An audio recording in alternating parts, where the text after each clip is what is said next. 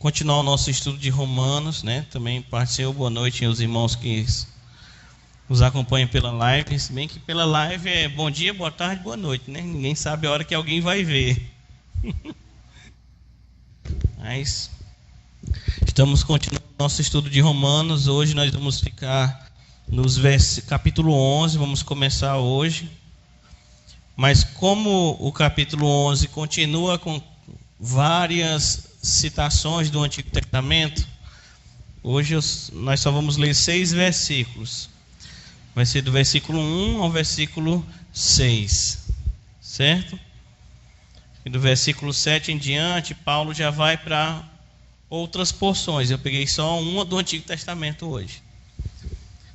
Amém, vamos lá. Digo, pois, porventura rejeitou Deus o seu povo? De modo nenhum. Porque também sou israelita da descendência de Abraão, da tribo de Benjamim. Deus não rejeitou o seu povo, que antes conheceu. Ou não sabeis o que a Escritura diz de Elias, como fala a Deus contra Israel, dizendo: Senhor, mataram os teus profetas, derrubaram os teus altares, e só eu fiquei, e buscam a minha alma. Mas, que lhe diz a resposta divina? Reservei para mim 7.000 homens, que não dobraram os joelhos a Baal. Assim, pois, também, agora neste tempo ficou um remanescente, segundo a eleição da graça. Mas se é por graça, já não é pelas obras. De outra maneira, a graça já não é graça. Amém. Vamos orar.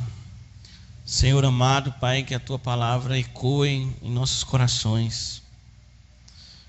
Que nós possamos ser movidos por Ti, Senhor. Movido pelo Teu coração, movido pelo Teu Espírito Santo. Que possamos ser gratos. Que possamos estar sempre alertas e atentos à Tua voz, Senhor. E que possamos acompanhar a Tua voz. Em nome de Jesus. Amém.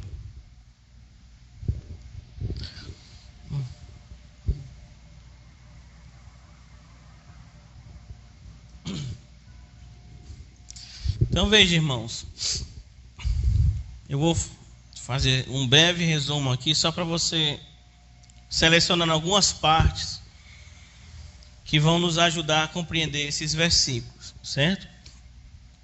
Então perceba que desde Romanos 8, Paulo está dizendo o seguinte: a era do Espírito chegou. Os novos filhos de Deus são reais. Eles estão no mundo. Eles têm um relacionamento com o Pai.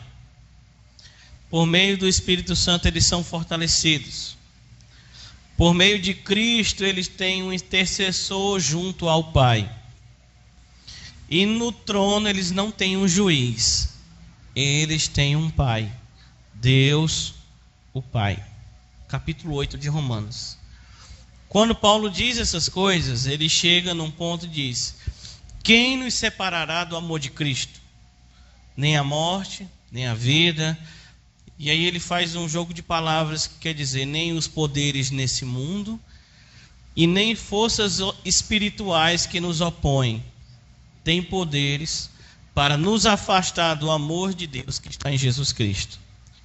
Então você vê que essa mensagem de Romanos 8 é uma mensagem que ela é cantada, que ela é repetida e que ela é poderosa. Só que, portanto, se cair na repetição das músicas, às vezes a pessoa até canta sem vontade daquela música, né?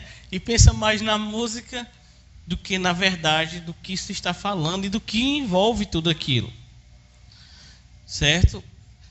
Esse poder de Deus em ação, Paulo vai estar falando em Romanos 11 como a graça de Deus. Deus está investindo a sua graça e atuando em pessoas. E aí você pensa o seguinte: como uma mensagem poderosa dessas de Romanos 8, como e por que as pessoas que esperavam por isso e não se convertem. Certo? Como isso pode acontecer? E aí você chega em Romanos 9, Paulo vai dizer o seguinte: olha, Deus não elegeu a todos, somente os filhos da promessa. E Paulo vai para um campo onde a soberania de Deus aqui é demonstrada. E ele diz assim, ó, ele derrama a sua misericórdia enquanto mostra a sua justiça. Campo da soberania. No finalzinho de Romanos 9, Paulo vai dizer o seguinte: olha, as pessoas são responsáveis pelos seus pecados. Eles amaram os seus pecados e eles continuam se rebelando contra Deus. Então você pensa o seguinte: para um judeu lendo essas palavras, e vai correr o capítulo 10, seria tipo assim: como assim, Paulo? Deus está elegendo gentios? E aí Paulo vai ao capítulo 10 de Romanos e cita Moisés em Deuteronômio, e depois cita Isaías, vai em um e no outro várias vezes, mostrando que essa misericórdia que chega às nações, que chega aos gentios, certo? Está falando não só de misericórdia aos gentios, mas que Deus tinha visitado seu povo e que aqueles que se diziam povo de Deus não receberam. E aí gera outra pergunta: como assim? Deus está levantando um povo nas nações? E esse é o debate que os judeus têm. Por que Deus está abençoando as nações e não eles? Certo? E a situação no capítulo 10, ela termina assim: Deus está abençoando os gentios, enquanto Israel vive um grande ciclo de endurecimento. Certo? Por parte de Deus. Enquanto Deus endurece, e nós já vimos essa questão da palavra endurece. É Deus deixar a pessoa ir tão longe quanto ela quer ir. Certo? Eles querem se rebelar e Deus abre as portas, se rebelem. Certo? E aí há uma forma de a gente atualizar essa mensagem para uma sociedade cristã, 2000 anos depois. E agora nós veja isso: nós vivemos num país que é cristão, sejam católicos, evangélicos, mormon, testemunho de Jeová, todo mundo diz que é cristão, de algum jeito. E quando você coloca o mesmo tema, ele dá barulho do mesmo jeito. Perguntas: como assim Deus está elegendo pessoas? Como assim Deus está escolhendo uns e outros não? Como assim Deus está condenando pessoas? Independente do campo, né? Vai chegar até essa pergunta: e Deus condena gente? Certo? E aí alguns vão dizer, Romanos 10, 9, se você confessar com sua boca que Jesus é Senhor e crer que em seu coração que Deus o ressuscitou dentre os mortos, será salvo. E aí as pessoas abrem a boca e dizem crer em Jesus e que estão salvas. Só que depois que elas fazem isso, elas continuam vivendo as suas vidas como se Deus não existisse, como se fossem ateus práticos. Ele diz que Deus existe, e diz que Jesus existe, e diz que ama Jesus, mas isso não faz diferença nenhuma na vida dele, só quando ele diz. Certo? Eles são crentes, católicos, ou seja, o que for, quando convém. Essas pessoas vão a igrejas, são religiosas, fazem doações, fazem caridade, são bons vizinhos, são gente boa no trabalho, são bons funcionários, bons amigos, bons pais, boas mães, bons empresários, ajudam, influenciam a sociedade. E eles dizem: nós temos fé em Deus.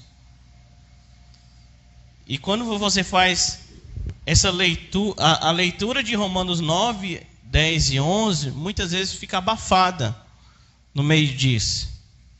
Porque essas perguntas ecoam. Como assim Deus está condenando seu próprio povo? Porque se as pessoas dizem que são de Deus, como é que Deus está condenando pessoas que dizem que são de Deus? É assim numa sociedade 2000 anos depois, cristianizada. Na época de Paulo era assim no meio dos judeus. Eles iam olhar isso, como assim Deus está condenando os judeus? E hoje em dia, como assim Deus está condenando cristãos?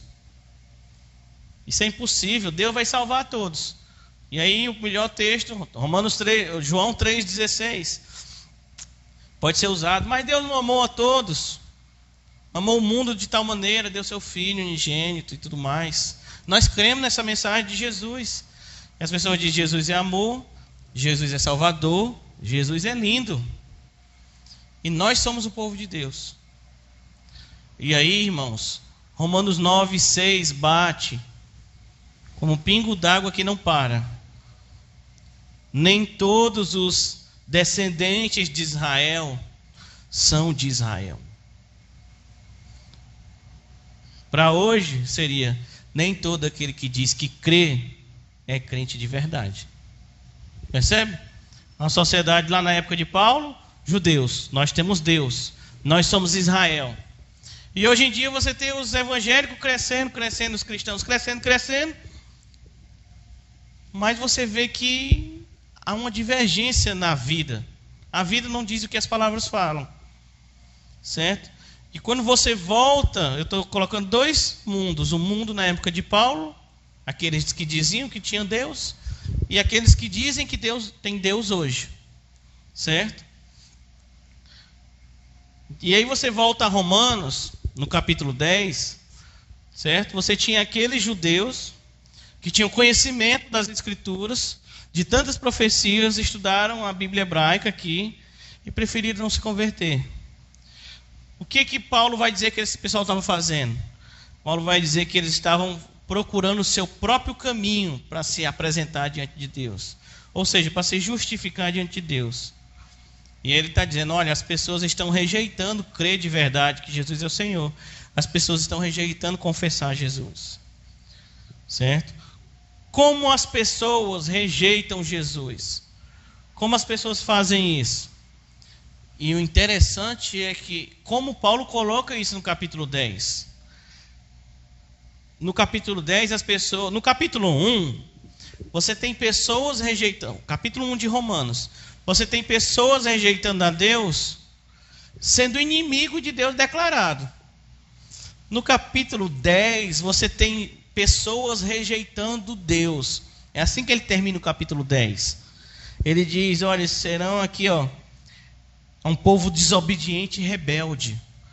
Então você tem, no capítulo 10, termina com pessoas rejeitando Deus, sendo religiosos e zelosos de si mesmo, não ouvindo a voz de Deus, tentando criar sua própria mensagem e rejeitando o Salvador que Deus enviou. E aí a pergunta continua: e o que vai acontecer a Israel? O povo de Deus Israel, o que vai acontecer? Esse é o assunto do capítulo 11. Vamos ler aí o versículo. Deu para dar uma entendida aqui, não deu? Vou não, né? Romanos 11, 1. E ele coloca a pergunta: digo, pois, porventura rejeitou Deus o seu povo? E ele diz assim, de modo nenhum. Essa palavra rejeitou, não sei se tem alguma versão que diz isso, mas poderia ser: Deus repudiou o seu povo. Certo? Paulo volta a usar perguntas aqui. Ele está imaginando que alguém faça essa pergunta a ele, e ele mesmo responde, certo? E é interessante a resposta. Você já viu isso várias vezes em Romanos. Ele diz assim, de modo nenhum, de maneira nenhuma. Quando Paulo usa essas respostas, que são bem comuns em Romanos, e em outros livros também de Paulo também tem isso, outras cartas, ele utiliza o seguinte, irmãos: essa expressão de modo nenhum não é só para dizer um não, mas ela tem um tom de se dizer isso. É tipo assim, um não que faz você rever a sua pergunta, certo? Então ela carrega um tom de dizendo: olha, pense novamente nessa pergunta. Essa pergunta está feita direito? O que está por trás dessa pergunta sua? É esse o sentido. Ele dá uma resposta que tem um tom de fazer você pensar na pergunta, certo? Então, Paulo diz assim, de modo nenhum. E com isso ele está dizendo: olha, reavalie o seu pensamento. E aí ele diz isso, veja como ele continua, versículo 1. Ele diz: olhem para mim, eu sou israelita, eu sou benjamita, um judeu de nascimento. E mesmo assim, e veja, olha, ele está dizendo, isso está embutido dentro de mim. E eu hoje, né, como se ele embutido aqui na história, ele está dizendo assim: Paulo creu com o coração e confessou o senhorio de Jesus. Paulo é um judeu que se converteu. Então ele vai usar isso para dizer: olha, da mesma forma que houve conversão comigo, vai haver conversão em um momento de mais judeus. Certo? Só que há algumas coisas aqui que nós vamos estudar, a forma como ele vai colocar isso. Veja o versículo 2, o começo. Diz assim, ó: Deus não rejeitou o seu povo que antes conheceu. Veja essa expressão, irmãos, ela não aparece muito. Deus não rejeitou o seu povo que antes conheceu. Essa palavra antes conheceu, ela é uma palavra só. Para nós aqui ela é traduzida em duas palavras. A grande afirmação de Paulo aqui em Romanos 11 é: Deus não rejeita o seu povo. O povo de Deus sempre é povo de Deus. Bom, então qual é o problema? O problema que nós temos que estudar é quem é o povo de Deus. Certo? Paulo está dizendo: Deus não rejeita o seu povo. Deus ama o seu povo. Povo de Deus, sempre povo de Deus. A questão é quem é povo de Deus. Certo? E ele diz: povo de Deus são todos o que ele antes conheceu. Paulo já tinha usado essa palavra, irmãos, em Romanos 8. Volte aí comigo. Romanos 8, 28 e 29, Paulo disse assim, ó: sabemos que todas as coisas contribuem juntamente para o bem daqueles que amam a Deus. Veja essa seleção. Amam a Deus. Segundo ponto: aqueles que são chamados segundo o seu propósito. Ok? Você tem um grupo de pessoas, para quem que é os que amam a Deus e os chamados segundo o propósito de Deus. E aí você vê o versículo 29. O versículo 29 começa com um porquê. Todas as Bíblias aqui tem porquê? 29. A sua Bíblia tem um porquê? Pois. É interessante o pois, porque o porquê ele dá um tom de explicativo, né? A conjunção que Paulo utiliza lá, ele dá uma ideia de motivo. Ele está explicando a causa do que ele está falando antes. Então, veja, todas as coisas contribuem para o bem daqueles que amam a Deus, aqueles que são chamados. Qual a causa disso acontecer? Pessoas amarem a Deus, pessoas serem chamadas para o seu propósito. Qual é a causa disso? E a causa é os que antes conheceu. Certo? Todas as coisas contribuem para esses, os que antes conheceu. E esses que antes conheceu, dá a ideia que não só de saber um nome, mas que tem intimidade, que tem relacionamento, comunhão. Paulo vai falar isso muito forte em Romanos como aqueles que têm paz com Deus. Certo? Então veja quem é o povo de Deus em Romanos 8, 28 e 29. Quem é? Aqueles que amam a Deus, aqueles chamados para o seu propósito. Como resume isso? A qual a causa disso acontecer? Aqueles que antes conheceu. Isso é a causa. Qual o efeito que surge depois disso, irmão? No 29. Predestinação. Qual o destino dessas pessoas? Serem conforme a imagem de seu filho. Ou seja, olha, serem imagem, filho. Aqui é nova aliança, nova criação, novos filhos de Deus. Você pega esse Romanos 8, 28 e 29, onde ele usa a mesma expressão, e você olha agora para Romanos 11, 2, Paulo está utilizando essa expressão em dois cantos de Romanos para dizer quem é o povo de Deus. E a característica que implica ser povo de Deus é amar a Deus. Eles foram conhecidos por Deus. E eles de fato amam a Deus. O propósito da vida deles é convergir para Deus. E o propósito de Deus converge para a vida dessas pessoas. Certo? E aqui em Romanos 11:2, nós vemos Paulo aqui trazendo a memória daqueles judeus lá da igreja de Roma, de que sempre existiu um grupo menor dentro do grupo maior. Certo? Nós vamos já começar aqui da metade do versículo 2 até o versículo 4. Paulo vai chamar uma história que é bem conhecida. Elias, lá na caverna. Certo? Então, Paulo vai estar dizendo o seguinte: olha, sempre existiu um grupo menor dentro de um grupo maior. Qual é o nome do grupo menor? Remanescente. Certo? Deus está demonstrando a Elias que existe um povo dentro do povo. Vamos ler aqui Romanos 11, do 2 ao 4. Deus não rejeitou o seu povo, que antes conheceu. E agora ele vai para o texto de Elias. Ou não sabeis o que a Escritura diz de Elias? Como fala Deus contra Israel, dizendo: Senhor, mataram os teus profetas, derrubaram teus altares, e só eu fiquei e busco a minha alma. Mas que diz a resposta divina? Reservei para mim 7.000 homens que não se dobraram os joelhos a Baal. E aí, irmãos, eu peço que você abra comigo. Deixa eu marcar aqui Romanos. Vá comigo a 1 Reis. Essa é a folha de hoje nas mãos de Paulo, certo?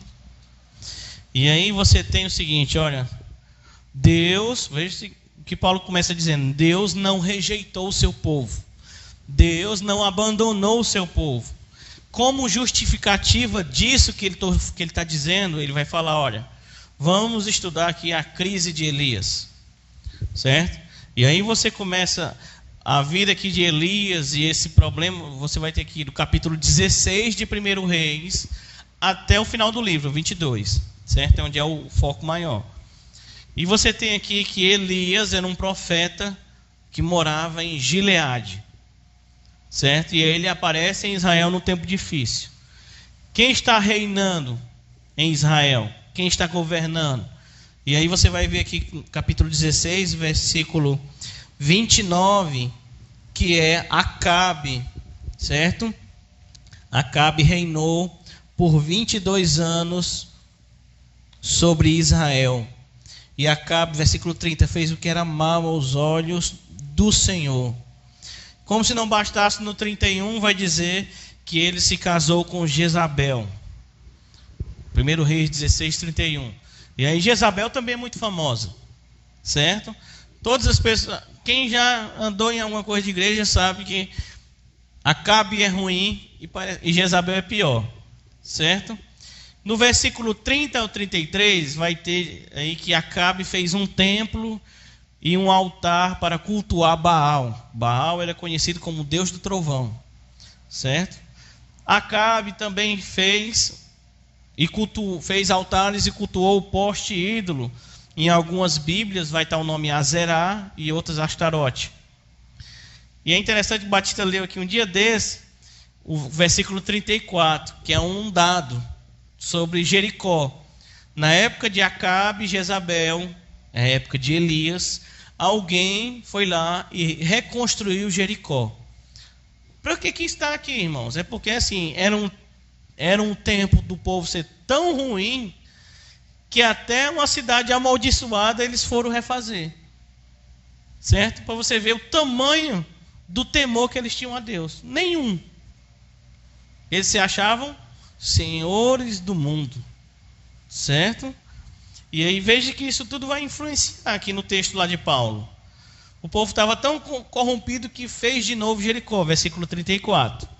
E aí você vai ver no capítulo 17 que Deus envia ali, por meio de Elias, uma seca, 3 anos e meio.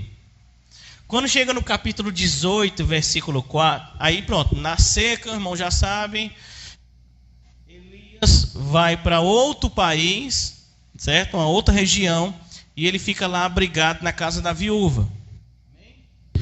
Acho que todo mundo aqui já ouviu essa história. E aí, depois disso, quando chega lá no 18:4, diz o seguinte: Jezabel exterminou os profetas do Senhor. Perceba isso, irmãos. Jezabel exterminou os profetas do Senhor. Houve um extermínio de profetas. E foi muitos. Certo? E aí, após esse momento, Elias está protegido por Deus lá na casa da viúva. Após esse momento, Elias volta. Certo?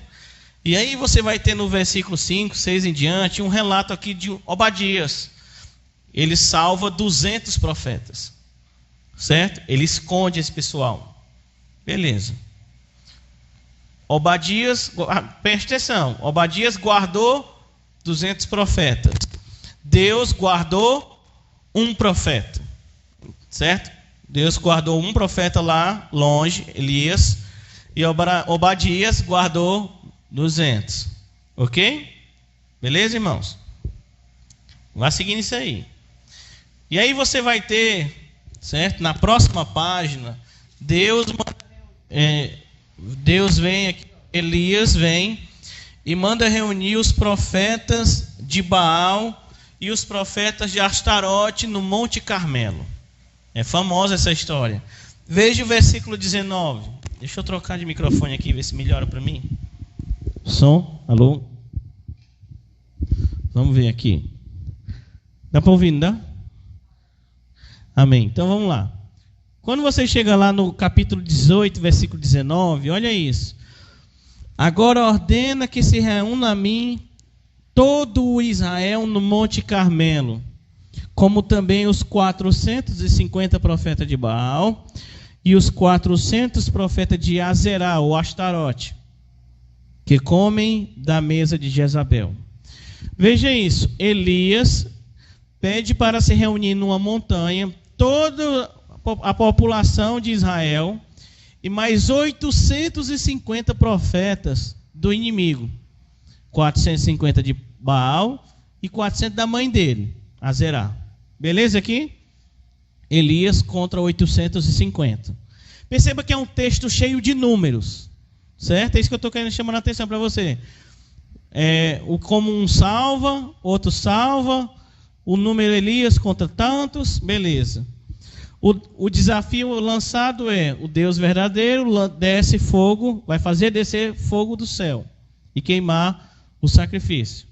Os profetas de Baal e de Azerá tentam o dia todo, não conseguem, certo? Não veio fogo de Baal. Elias orou e desceu fogo do céu. Após isso, os profetas de Baal e de Azerá, os 850, são mortos. Certo? O povo aí exterminou esse pessoal, os mentirosos. Aí depois, Elias faz uma oração e desce chuva. Então veja, irmãos, o mesmo homem fez a oração pela seca, depois ele fez a oração pelo fogo, e depois ele fez a oração e desceu água. Ok? É o mesmo cara, Elias. Quando você chega bem aqui, irmãos, no capítulo 19, no versículo 4, versículo 2, Jezabel dá um ultimato, 24 horas para matar Elias. Percebe isso aí, irmãos? Elias estava num local identificável, regiões do Monte Carmelo. Dessa vez, Elias não está protegido em outro país. Elias está vulnerável em Israel. E aí, quando chega no versículo 3, capítulo 19, 3, ele foge. Ok? Veja comigo o versículo 4. Ele entrou pelo deserto, caminho de um dia, sentou-se debaixo de um arbusto e pediu para si a morte, dizendo: já basta, ó Senhor, toma agora minha vida, pois não sou melhor que meus pais. Certo, irmãos? Então veja isso. o homem que pediu todas essas coisas e aconteceu, e agora ele pede a morte. E aí você vai ver no decorrer da história, certo? Que um anjo vai ajudar e vai trazer comida, ele come e dorme, depois come e dorme, e aí ele pega uma força que ele caminha 40 dias até chegar em um lugar. Beleza? Qual é esse lugar, irmãos? Está escrito aqui no versículo 8, 19:8. Ele foi até o Monte Horebe. E o Monte Horebe, irmãos, às vezes confunde as pessoas. O Monte Horebe e o Monte Sinai é a mesma coisa, certo? Quando você ouvir assim, Monte Sinai e Monte Horebe, é a montanha de Deus. Agora pense na montanha de Deus, olha. Paulo está o tempo todo falando de Deus descer do céu, falando de aliança, falando do que foi firmado no Monte Sinai. E aí Paulo não pega uma história aleatória, ele pega uma história de outra pessoa no Monte Sinai. Ele pega a história de outra pessoa no mesmo lugar, só que anos na frente. Vocês se lembram que nós falamos nas semanas passadas? Deus faz uma aliança com Israel no Monte Sinai, Moisés está lá, e aí eles se comprometem, aspergem o sangue, eles não poderiam errar, certo? Se eles errassem, o que aconteceria, irmãos? Exílio. Não era assim? Se eles abandonassem a aliança, o que eles receberiam? Lembra que eu disse, ó, eles estão entrando em Canaã e vão receber a bênção. Mas se eles fizerem tudo o contrário, eles vão receber a maldição. E a maldição era um exílio. Ok? Agora eu acompanho o que o Elias fez. Lá no Monte da Aliança, onde Deus desceu e falou com Moisés, agora você tem Elias dentro de uma caverna, versículo 9. Ali entrou numa caverna onde passou a noite. Então veio a palavra do Senhor dizendo: Elias, que fazes aqui? Veja isso. Aí agora veio seca, ele orou, veio seca, fogo, água, certo? E agora Deus desce. E aí Deus fala: o que fazes aqui? Sai para fora. Veja o versículo 10 e o versículo 14 são iguais. Observe aí o versículo 10 e o versículo 14. Uma vez Elias vai responder a Deus dentro da caverna, e aí Deus diz: sai para fora da caverna. E aí lá fora da caverna ele fala a mesma coisa para Deus. Em tese, irmãos, veja as palavras que Elias usa. Ele diz: Senhor, eu tenho sido zeloso.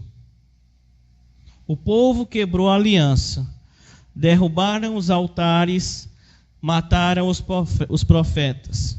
Fiquei somente eu e eles estão querendo me matar. Geralmente as pessoas vão focalizar, irmãos, no drama que Elias, a crise de Elias. Eu peço que você focalize no que ele está dizendo a Deus. O que Elias está dizendo, irmãos, Deus, está na hora de mandar o exílio. Elias está chamando a maldição para o povo. Observe isso. Ele diz aqui no versículo 10, tenho sido muito zeloso. Olha, Paulo usa essa palavra lá no Romanos. Tenho sido muito zeloso, Senhor Deus dos exércitos, porque os israelitas, olha a palavra, abandonaram a aliança. Quem abandona a aliança recebe o que, irmãos? A maldição da aliança, o exílio. Recebe o juízo, o julgamento de Deus. E Elias fala isso dentro da caverna, e Deus diz: sai para fora. Aí quando Elias sai, como se fosse assim: Elias, Deus não entendeu o que eu disse. E aí ele diz de novo no 14, repete tudo de novo, certo? Então você pega aqui, Paulo pega o sentimento de Elias, que geralmente as pessoas não pegam. Vá agora e leia Romanos 11 de novo, 2. Veja que Paulo diz lá, a escritura diz que Elias fala contra Israel. Está vendo aí? Elias fala contra Israel. É como se Elias estivesse prestando um testemunho diante de Deus. Ó, Senhor, eu estou testemunhando que eles abandonaram a aliança. Agora, pode mandar o exílio, não tem mais jeito. Tem que vir o exílio. Certo? Dá dando para você perceber isso aí? E aí você vai ver, irmãos, que Deus não responde a Elias. Quando você estiver lendo em casa esse, que eu estou correndo aqui, certo? Observe dos versículos em diante, 10, 11, 12, o 15. É como se Deus escuta ele dizer, reclamar e chamar o exílio. Ouve de novo. E a resposta de Deus, olha, levanta-te, vai à Síria, vai a Samaria e vai a Eliseu. Deus está dizendo o que, irmãos? Vai voltar a fazer teu trabalho. Ungir reis e ungir o futuro profeta. E aí Deus coloca a destruição, versículo 17, leia isso. O que escapar, veja como Deus entendeu que Elias queria um juízo. O que escapar da espada de Azael, Jeú matará. O que escapar da espada de Jeú, Eliseu matará. Deus entendeu o que Elias queria. Certo? E Deus diz, olha, tu vai sair daí, tu vai à Síria, tu vai a Israel, tu vai ungir o pessoal.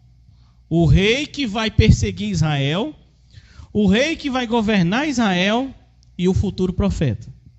Ok? E ele diz, olha, a destruição vai acompanhar o tempo, os governos. O juiz está nas mãos dos governos e no profeta que virá. Perceba essa mensagem aí. Deus está dizendo, ó, o juízo está nos governos e na mão do profeta que virá. E aí Deus vai falar aqui do nada, versículo 18. Mas deixarei 7.000 em Israel, todos os joelhos que não se dobraram a Baal, e toda boca que não o beijou. Perceba que Deus está falando de um remanescente depois de uma destruição. Ele não está dizendo a 17 a destruição, o juízo, e ele está dizendo, olha, vai sobrar 7.000. Certo? Sobram 7.000 que não foram idólatras, e é interessante o jeito que coloca, e não foram amantes dos deuses ou dos governos. Certo? É interessante, irmãos, que no meio disso tudo, certo? Obadias já tinha avisado lá no versículo 13 do capítulo 18, certo? Obadias já tinha avisado, o texto já tinha avisado para nós, certo? O escritor de Reis, ele avisou para nós no capítulo 18, versículo 4, que Obadias salvou 200 profetas. Veja isso. O escritor de Reis avisou para nós. Ok? Esse Obadias vai encontrar com Elias em Reis 18, 13. E aí o Obadias vai dizer para o Elias, Elias, eu salvei 200 profetas. Certo? Só que Elias pega essa informação, irmãos, ó, esquece dela. Elias no ímpeto, e ele lembra lá quando ele vai falar com Deus, ele diz, Senhor, fiquei só eu. E cadê os 200? Cadê os 200 que Obadias salvou? Percebe isso? Então veja que Elias ignora a informação que ouve do narrador, e depois que o próprio Obadias disse a ele. E aí você vê o seguinte, a contagem do povo de Deus não era a de Elias, fiquei só eu, não é a de Obadias, tem mais 200. A contagem de Deus é a de Deus, é o remanescente, 7.000, certo? Então vejam, enquanto Elias está dizendo a minha obra, perceba essa questão da obra, irmãos, ela está lá em Romanos 11. Lembra que os judeus diziam, eles acreditavam que eram obras dele que faziam coisas? Então veja assim, ó, o remanescente, o povo de Deus, não é Elias, só eu, minha obra, fiquei só eu, nem é Obadias dizendo, tem 200 mais eu, certo? o remanescente é o povo é o fruto do que Deus faz. Israel abandonou a sua aliança com Deus? Sim, abandonou. A maioria do povo seguiu os governos corruptos, idólatras. Mas Deus tinha o seu povo, o seu remanescente guardado. Deu para vocês pegarem alguma essas jogo de palavras que está correndo aqui em Reis? Paulo está usando isso aí, ó, lá em Romanos. Volte a Romanos 11. Veja o versículo 5 e o versículo 6. Paulo vai dizer o seguinte, ó.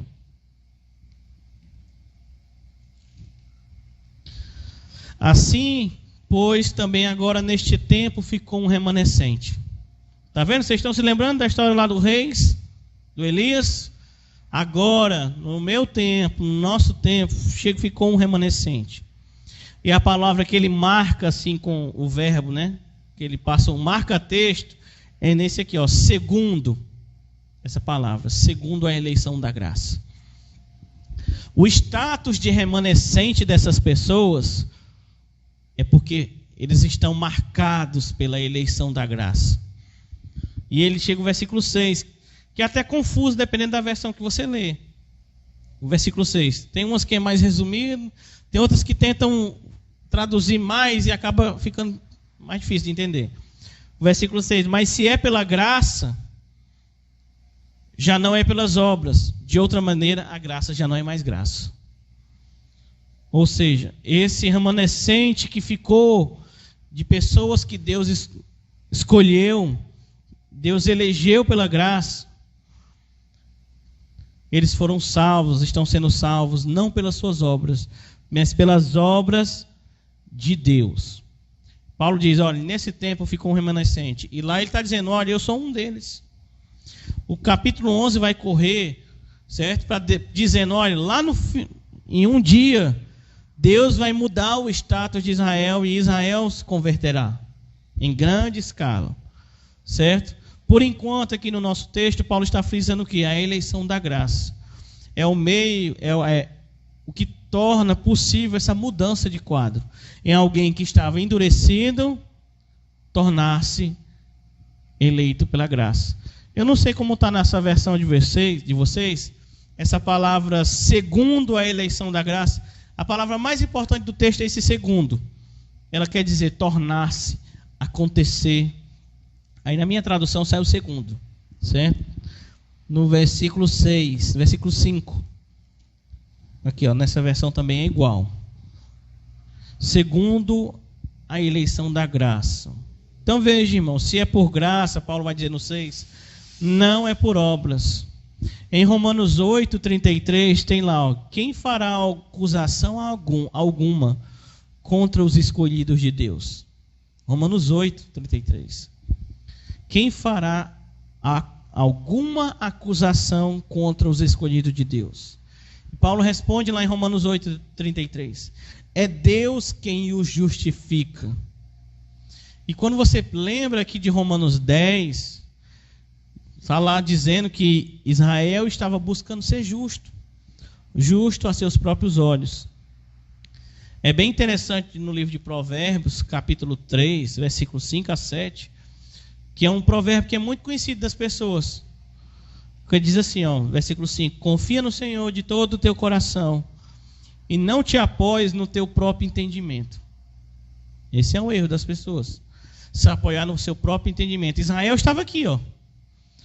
Eles achavam nosso entendimento, aqui, ó, esse Jesus não é o Messias. Estamos apoiados na nossa interpretação. Acabou-se. Apoiado no seu próprio entendimento. Olha o 6, reconhece o Senhor em todos os teus caminhos, e Ele endireitará as tuas veredas. Não seja sábio aos teus próprios olhos, teme ao Senhor e aparta-te do mal. Então veja, irmãos, Israel dos tempos de Elias é Israel idólatra. Israel dos tempos de Paulo não é idólatra de imagens. Eles não são muito ligados a governo. Eles, grande parte, odeiam o governo romano. Israel não podia se colocar aqui como Elias, orar como Elias na época de Paulo. e dizer: Senhor, nós somos tão zelosos. Tem esses judeus aí se convertendo a esse Jesus, essa seita do caminho. Nós somos tão zelosos. Eles quebraram a aliança. Eles podiam usar o mesmo texto, chamando uma punição contra aqueles que entravam na igreja, certo? Eles estavam lá para dizer: ó, Senhor, nós fizemos isso, nós temos um sacrifício, temos os sacerdotes, temos os templos, temos as festas. E esses aí que estão se convertendo e saindo por esse negócio desse caminho, Paulo vai utilizar essas coisas para dizer: olha, eles estão cegos para o remanescente de Deus. O remanescente de Deus estava em Jesus, certo, irmãos? Essa é a construção que Paulo vai caminhar para crescer. O remanescente, eles pensavam que somos nós pelo que nós fazemos. Observe como Paulo lê isso. Paulo diz: o remanescente é Jesus. O remanescente não são as pessoas soltas. O remanescente é Jesus, porque Jesus é o servo fiel. Lembre, quando você está orando, vários textos você está lendo das Escrituras, diz: olha, nós estamos em Cristo. E é por Cristo, em Cristo, é nele, por ele. Lembra que tem isso direto?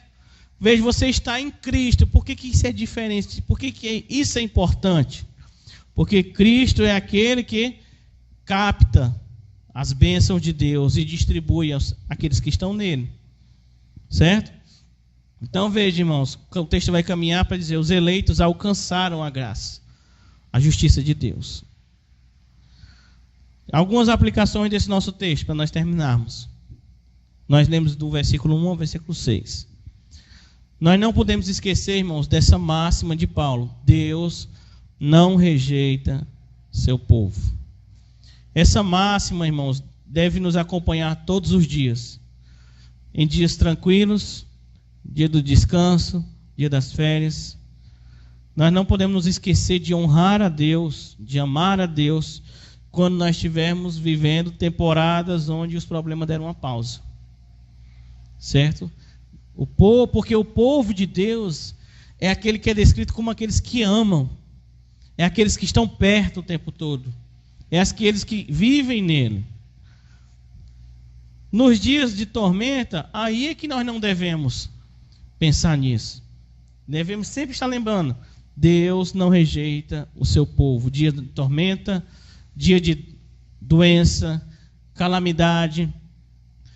Pense isso aí, irmãos, lá na terra. Já vou entrar mais aqui no assunto, mas pense nesses 7.000 que entram no problema de Elias, o remanescente. Deus não rejeita o seu povo, mesmo sejam dias complicados, dias tristes, dia onde falta voz. Se você nasceu de novo, mantenha sua confiança do futuro em Deus. Mantenha sua confiança no presente em Deus. Deus não rejeita aqueles que têm sede por Ele. Como é que nós fazemos isso? De estar sempre em Deus. Pelo nosso texto de hoje, é não se prostrando à nossa própria natureza. Não se prostrando aos ídolos da sociedade. Não se prostrando aos ídolos da cultura, os ídolos do governo e ídolos espirituais. Certo? Deus aqui está dizendo: eu tenho pessoas que não se prostraram aos deuses. Eu tenho pessoas que vivem comigo. Eu tenho pessoas, já aqui em Apocalipse, que lavaram suas vestes no sangue do Cordeiro. Eu tenho pessoas que são minhas. Então devemos viver como um desses. Certo? Devemos estar sempre mudando coisas de lugar, trazendo Cristo para o centro das decisões. Certo? Qual a segunda coisa que nós podemos tirar desse texto? É você guardar essa mensagem de estamos eleitos segundo a graça de Deus. Porque muitas vezes, mano, nós estamos buscando, correndo atrás de sonhos, atrás de meta, atrás de propósito, atrás de coisas que vão surgindo. Necessidade. Vai tendo corre-corre do dia a dia. A vida vai correndo e mostrando coisas que faltam, coisa que nós precisamos. E aí nós precisamos ter a mente equilibrada pelas Escrituras para não nos perder nesse ambiente de necessidades, nesse ambiente de crise, certo? Ameaças, irmãos, sempre vêm e vão, sempre estão presentes, você vendo ou não. É desemprego, saúde, amizade, relacionamento. Então, você sempre está nessa correria, estancando problema o tempo todo. Então, nós não podemos deixar nosso coração ficar sendo endurecido por isso, criando lista de expectativas para Deus cumprir. Esse era o problema aqui de Israel. Esse é o problema. A tentação é começar a apresentar coisas e coisas a Deus, listas para você ver Deus cumprindo. Isso aí não pode crescer na nossa mente. Não pode crescer na forma como nós falamos às pessoas. Não pode crescer na forma como nós oramos e falamos com Deus. Deus, pela sua graça, já nos elegeu. E isso é tudo que nunca merecemos. E isso é tudo que nunca vamos pagar. Certo? A eleição da graça fala do amor de Deus. Não só como um passaporte aqui para o céu, um passe livre para a pessoa fugir do inferno, como muitas vezes é colocado. A eleição da graça que ele coloca aqui é um novo relacionamento, é um novo status. Você vai ver, no decorrer de Romanos, é voltar ao jardim, certo? Ao paraíso. Não como aquele que vai sair fugindo, mas como aquele que nasceu para aquele lugar, certo? As provações vão sempre tentar roubar essa alegria, roubar essa coragem, roubar a autoridade, a força de ação. Essas coisas a gente não pode esquecer. Fomos eleitos segundo a graça de Deus. Deus tem plano para nós, independente do momento atual. Então, seja fiel, espere em Deus, avance em Deus. Não esteja martelando em coisas que Deus já tirou ali, botou de lado. Não assuma posições de exigência diante de Deus, certo? Devemos ser sempre gratos, dependentes. Deus vai nos dar o que é necessário. E por último, irmãos, nesse texto é interessante nós compreendermos os anônimos de Deus, certo? Paulo vai falar sobre eles aqui. Eles apareceram agora em Elias, vai aparecer mais para frente. Os anônimos de Deus, pessoas salvas, fiéis, cheios de amor, em tempo de seca, tempo de dor, tempo da idolatria, lá na época do Elias, tempo de perseguição, mortes e mortes. Quem era fiel era perseguido. Tempo do medo. Eles são testemunho do poderoso Deus que está chegando. Certo, irmãos? Perceba como isso aí deve moldar nossas vidas. Certo? Porque nossa vida é cercada de momentos normais, simples. Somos pessoas anônimos. Certo? Trabalhamos pesado, família, dificuldade do tempo, dificuldade social, dificuldade do governo. E são estações que vão passando. Mas a questão é a identidade dessas pessoas que são conhecidas por Deus. Perceba lá no texto de Elias. Elias estava intocado na casa de uma viúva em outro país. Tinha 7.000 pessoas que a todo momento podiam morrer na mão de Jezabel. E estavam sendo guardadas por Deus. Certo? Mas eles estavam sendo guardados por Deus e tiveram que enfrentar 3 anos e meio de seca. Tiveram que enfrentar a perseguição. Tiveram que enfrentar o medo. Certo? E quando eles iam ao mercado, todo mundo se ajoelhava lá para as estátuas. E ele não se ajoelhava. E sofria por isso. E você vê que são pessoas anônimas. Certo? Eles não se influenciaram pelos conflitos. Veja que há um conflito passando aqui em 1 Reis, irmão. Depois você lê 1 Reis 16 a 22. Perceba o conflito. Certo? Veja que é a batalha de Deus contra os deuses.